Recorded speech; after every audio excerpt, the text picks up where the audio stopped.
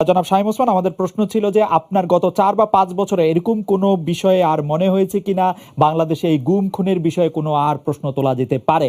জনাব শামীম ওসমান, আপনার নিশ্চয়ই মনে আছে একরামুল বলে চট্টগ্রামের একজন কাউন্সিলর তার মেয়ে যখন বলছিল বাবা তুমি কান্না করছো যে, এবং তারপরে যখন তাকে গুলি করে হত্যা শব্দ আমরা শুনলাম, সেই সময়ের মধ্যে কিন্তু আমরা অনেকেই বলছিলাম যে এইখানেই এটি শেষ হওয়া উচিত, কিন্তু এটি আসলে শেষ হয় নাই।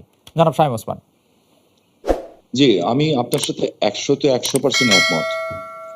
আমি কোনো অবস্থাতে একজন মানুষ হিসাবে পৃথিবীর 800 কোটি মানুষও যদি চায় একজন মৃত মানুষকে জাগিয়ে তুলবে, তা তো জাগিয়ে তুলতে পারবে না, তাই না? তো একজন মানুষকে আমি গুম করে দিব, খুন করে দিব, এই বিষয়টাকে আমি একজন মানুষ হিসাবে আমি যদি মৃত্যু হয়ে যায় আমার, আমি কোনোদিন এটাকে সাপোর্ট করব না। এবং অতীতে কে কি করেছে সেই জন্য আমাকে একই পথে চলতে হবে, আমি সেটাকেও মনে করি না। তারপরেও আমার শ্রদ্ধাভাজন ফারুক ভাই কিছু কথা বলেছেন গুম খুনের ব্যাপারে, আমি এবং আপনাকেও নিয়েও বলেছেন, উনি ইন্ডিপেন্ডেন্ট বারবার বলছেন এই কারণে যে ইন্ডিপেন্ডেন্ট টেলিভিশনের মালিক আমাদের দলের একজন নেতা, এই কারণে তো ফারুক ভাই এটাকে মিন করছেন।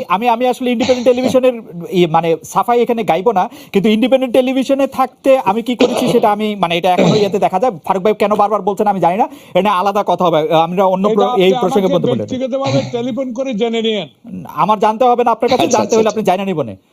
শামীম আপনি বলেন। আচ্ছা, থ্যাংক ইউ। আমি বলছি, আমি আমাদের সজীব ওদের জয় একটা ফেসবুকে এই যে আমেরিকা গত 2 দিন আগে একটা স্ট্যাটাস দিয়েছেন, 3-4 দিন আগে বিএনপি জামাতের সরকারের 100 দিনের সন্ত্রাসী কার্যকলাপে নিহতের সংখ্যা ছিল 100 দিন মাত্র 100, এবং যা দিয়েছেন উনি সব কয়টা হলো মিডিয়ার থেকে নেওয়া।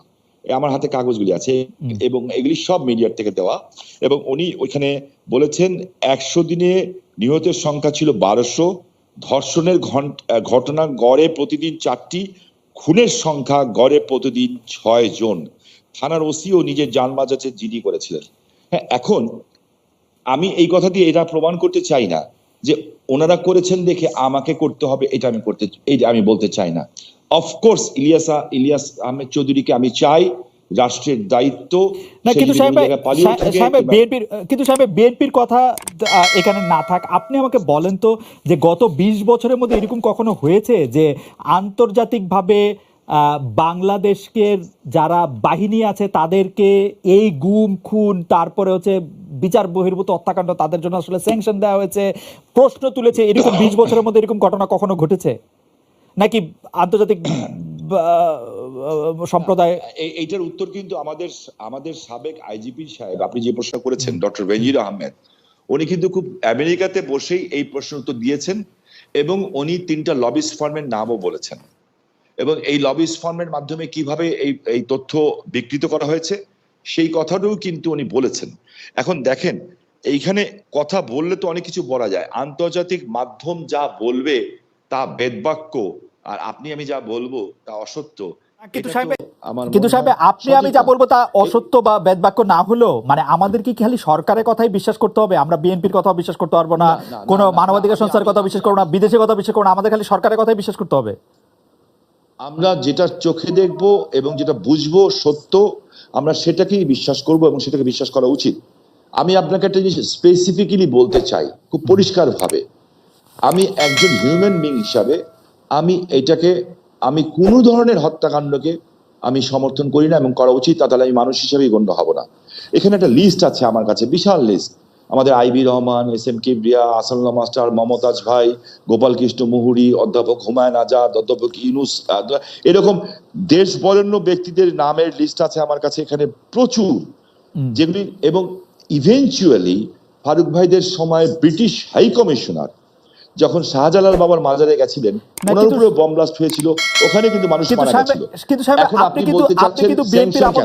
আপনি কিন্তু বিএনপির আমল থেকে আসতেই পারতেছেন না, আপনি বিএনপির আমলেই থাকতেছেন, আপনি এই আমলে আসেন যে আমলের মধ্যে জাতিসংঘ হচ্ছে বাংলাদেশের 4 জন বাহিনী প্রধানকে আসলে স্যাংশন দিয়েছে, জাতিসংঘ প্রত্যেকবার বলছে এটার কথা, আন্তর্জাতিক মানবাধিকার সংস্থাগুলি বলছে, বাংলাদেশের আওয়ামী লীগ ছাড়া সবাই বলছে, মায়ের কান্না বলে সংস্থাগুলি বলছে। আওয়ামী লীগ ছাড়া সবাই বলছে কিনা আমি জানি না, বাট আমি যেটা দেখেছি যে র্যাবের নতুন ডিজি কিন্তু পরিষ্কারভাবে বলেছেন র্যাবের ডিজি বলেছেন যে আমাদের কাছে যে লিস্ট চাওয়া হয়েছিল আমরা তার উত্তর দিয়েছি এবং এই উত্তরের পরে আমাদেরকে কোনো পাল্টা প্রশ্ন করা হয় নাই।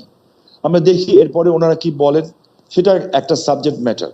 আর দ্বিতীয় যে সাবজেক্ট ম্যাটার হচ্ছে যে আপনি খুব ভালো করে বুঝেন, আমিও বুঝি, ফারুক ভাইও বুঝেন, যে পলিটিক্স কিন্তু এখন নিজের দেশে হয় না।